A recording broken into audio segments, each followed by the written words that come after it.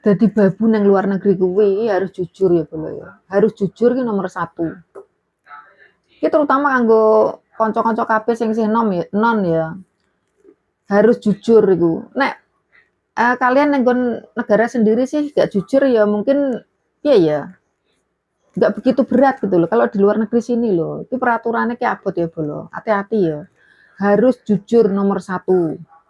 Oke? Soalnya majikan kuwi, ora gampang ya kuwi ku. Kok awakmu ki lho kerjane kene lagi anyar-anyaran kuwi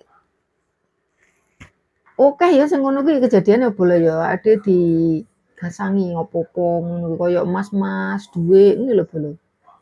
Ku majikan sing ora percaya karo babu ki ngono kuwi. Ade digasangi ngono kuwi. Nek awakmu ora jujur ngono terus mbok jupuk terus piye? Urusane kok karo polisi. Lah karo urusan karo polisi terus piye? Awakmu di blacklist ora iso kerja nang nggon Hongkong. Kudu ning negara liya. Tur meneh jujur kan apik to. Masih ade ning negara awake dhewe iki ya harus jujur.